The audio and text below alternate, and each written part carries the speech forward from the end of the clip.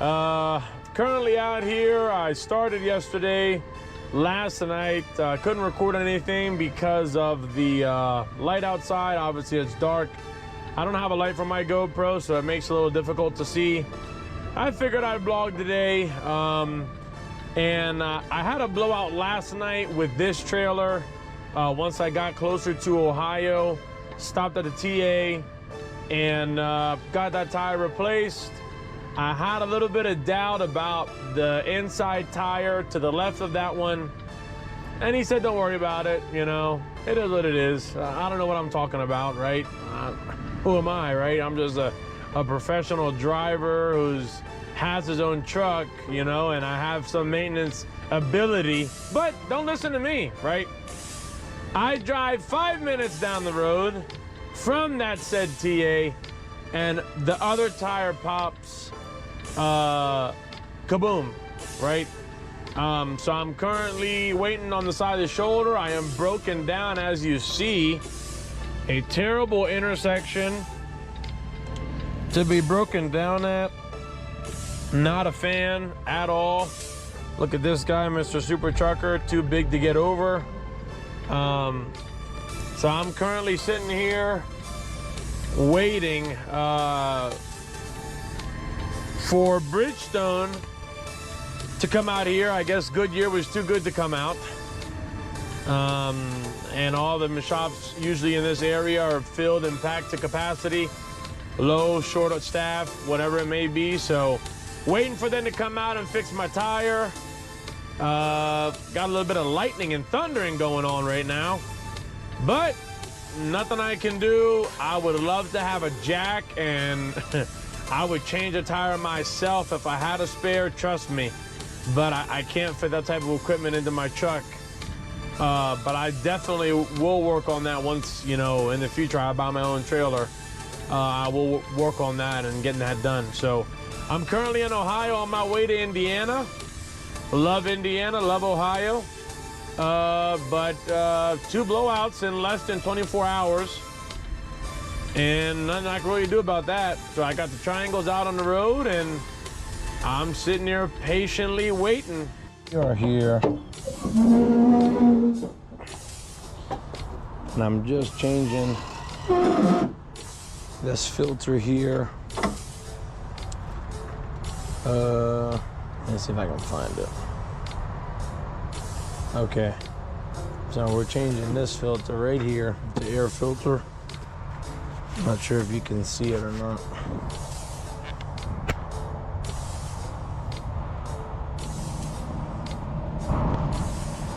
All right, you might be able to see it. So in a pack car, it's usually on the right side, right here. And it has an arrow that tells you to push it back. So you push it back, pull it out, and then it basically just slides out. Now, this will be the first time that I ever changed mine. I've never changed it before besides right now. So let's look at it. Yikes. You see little debris in there. Clean that out. But wow, look at that, guys. That is really bad. It looks like it's never been changed before, but don't worry, we're gonna change it right now.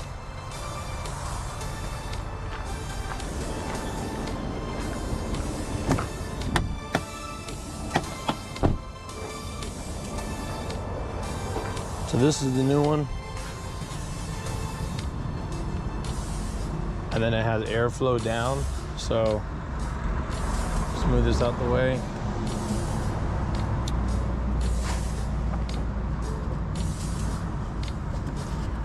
This is just for the condensation. Little hose for your, you know, when it rains. And it goes in just like that. And that's it. And then basically you just get this, put it back up again, same way you took it off, slide it. And now you should have an increased air AC capacity, air capacity inside your cab. I can't believe how dirty this is. Look at that. This is like years of not being changed. But I didn't think about changing it until last week, so. Alrighty guys, I'm getting ready to just doing my pre-trip, looking at everything. I'll catch you guys once I start rolling. I just got here to Red Gold in Gaston, Indiana. And I did my pre-trip and everything. Everything looks good. So they put this little plastic seal on there. You just break that off. That way you can look inside. So we got in here a whole bunch of tomato paste, it looks like.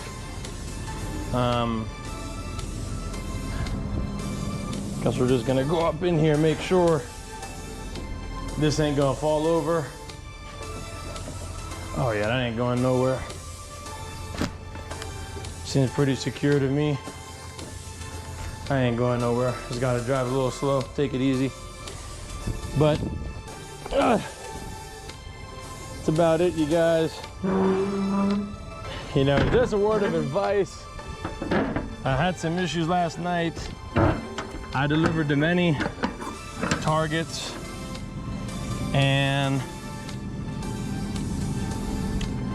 just remember, you guys need that T delivery number in order to deliver at any target. And without that number, they will not let you drop your trailer. So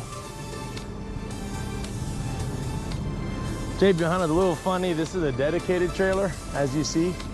It's a JB Hunt dedicated. And we can't take empties that are dedicated. But when there's a preload,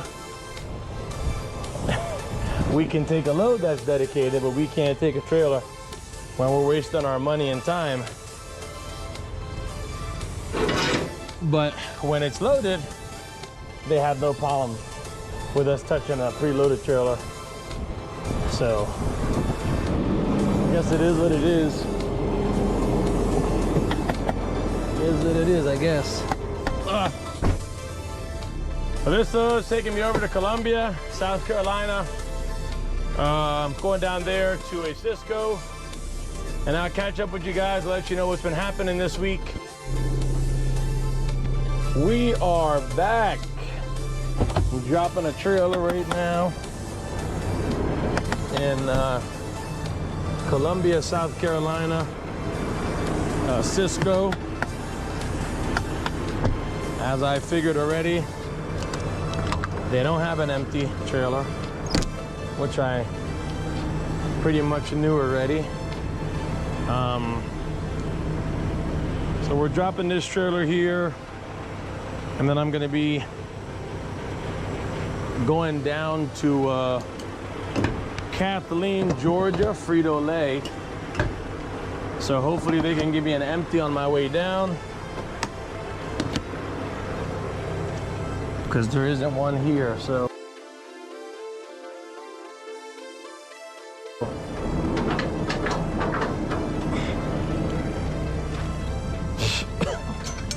dirt lot, so everything is dusty.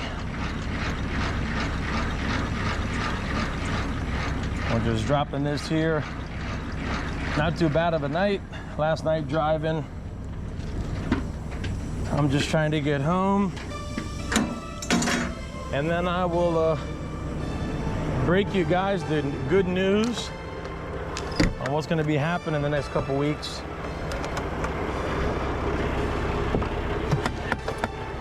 And I can't wait for that. So, all right, as always, gonna make sure you're on duty for your loaded call. So we'll just go here and hopefully they can get me an empty, excuse me, an empty on my way down to Georgia. I know Georgia's a tight spot for empties anyway. So, whoops. So we'll see how this is gonna work out. Catch you guys once I figure out where they're gonna send me to grab my empty trailer. So hopefully it's not too much of a runaround. I basically need all my clock that I have to make this next delivery on time. So Kathleen, Georgia from me is about 180 miles, about 3 hours. So hopefully they can send me somewhere on the way down there to pick this up. So it's gonna be Georgia Highway 247 South, which is right here. I've been to this Frito-Lay already. It's gonna be an in and out once I get there. Wow, and that's roughly 4 hours from me. So 238 miles Deadhead to go get this trailer. I ain't got no other choice really because of other things that happened in the week. So I'll let you guys know once I figure something out. Catch you in the next one. Well, we just got here to my pickup and looks like the Phantom has striked again.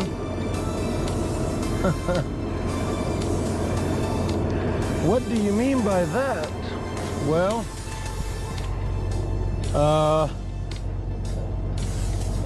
when I had booked the load, it was scheduled for a 6 o'clock live load.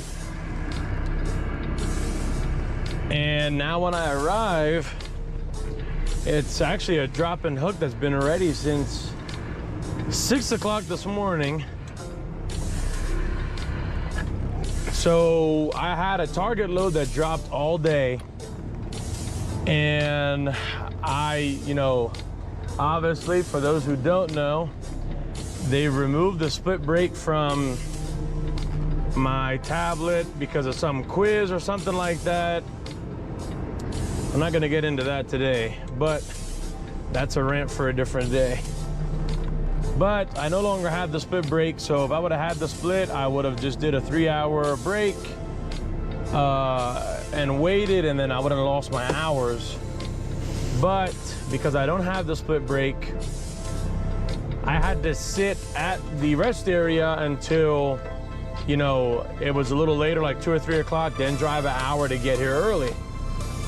Well, I would have never did that if the trailer was ready and I could have had this load, I could have been within at least an hour away, at least somewhat shut down already for the day. If I would have known that it was an all-day drop and hook. So then I'm just curious, I asked her, I said, well, are you guys usually drop and hook? She said, yeah, we're always drop and hook. We do a live load unless we don't have any empties. And there's 5 empty trailers here. So, sorry, I'm gonna fix the angle. So I'm really not sure, why they do that and stuff like that. That's what really makes me upset, because I plan my day off of this being a live load, and although I am happy it's a drop and a hook, why wouldn't you just tell me that it's a drop and a hook? Then I would have got here way earlier and now not be so tight with my next pickup. So I prefer live loads, really, because you never want to get yourself in an area like Illinois that doesn't have any trailers, and then you're stuck, scrounging for a trailer. But I can't really do live loads without the split brake, because as you guys all know, these shippers are taking twice as long to unload us. Everybody is short staffed. Everybody is missing workers. Everybody, I'm sorry, I apologize for that. I'm just a little upset. Everybody is short workers. You know, you go to a customer and they can hold you for, especially these big grocery outlets like, you know, Giant or Unify, Kroger, you know, and a lot of those loads are paying decent money. But without that split brake to freeze my clock, and I know maybe a couple of you are gonna say, oh, well, you can operate without a split brake. Well, I've been operating with the split brake since I started driving. And I've never had any issue using the split brake except here at JB Hunt. This is the only company that I've had an issue with the split brake. And it wasn't so much as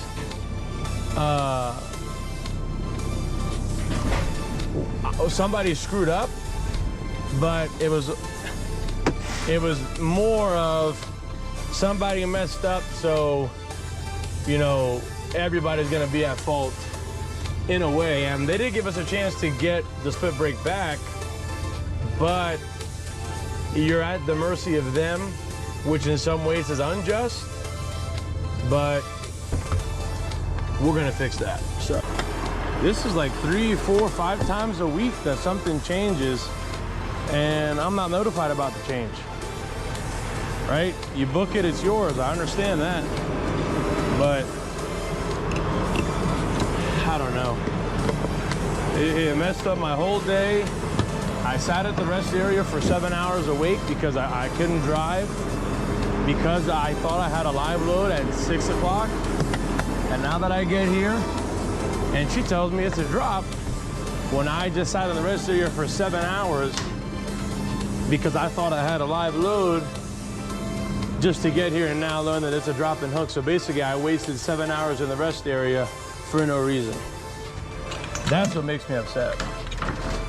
And there's almost no accountability at all. You know, I don't know, I'm not sure. You know, customer changed this, customer changed that. And I understand some of them are short. Some of them, it is their fault. I get that. But where's the accountability? It's not there. You know, our time is so valuable. And I think that being a driver, I value my time more now than I ever used to. I value, I'm gonna move the tandems back. I value more, you know, my time more than anything right now. Especially with me having my own truck. I value my time so much more, and I get real upset when my time is wasted. Because time I don't get back. I can make money again, I could do whatever, but time, now you got me driving in, you know, the middle of rush hour, okay? This load's going to Illinois. So here's what it is. I hate being rushed, and how they have their loads set up. Some of their loads, they overlap them in a certain way, like, you know, the whole thing earlier with the drop and hook. They have them overlapped in a certain way where you can't be able to book like 3 good loads back to back.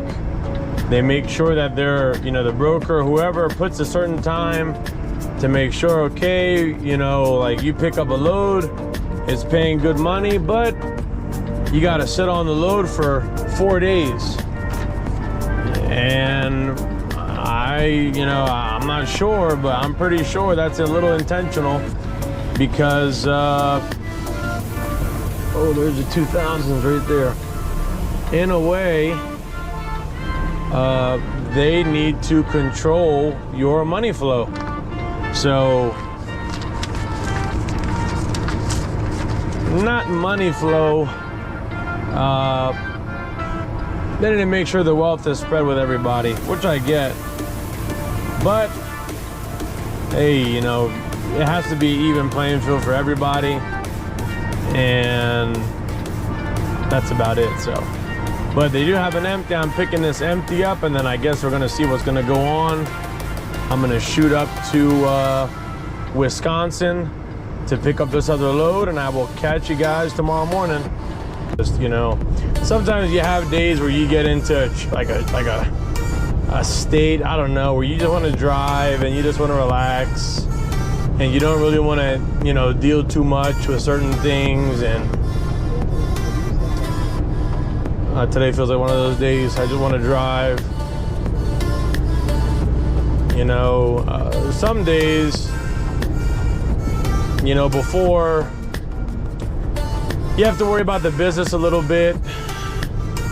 And, you know, as a company driver, all you do is drive. But there's days here where you got to worry about the business, the truck, and the driving. And, you know, some days you just want to work, not focus about everything else too bad. But guess you got to do what you got to do. I know somebody had said, oh my gosh, she's holding the steering wheel with one hand. Oh, yeah, well, I got to shift with my other hand, so there's no way for me to drive with both steering wheels unless I'm all the way into 13th gear. Then I could do it, but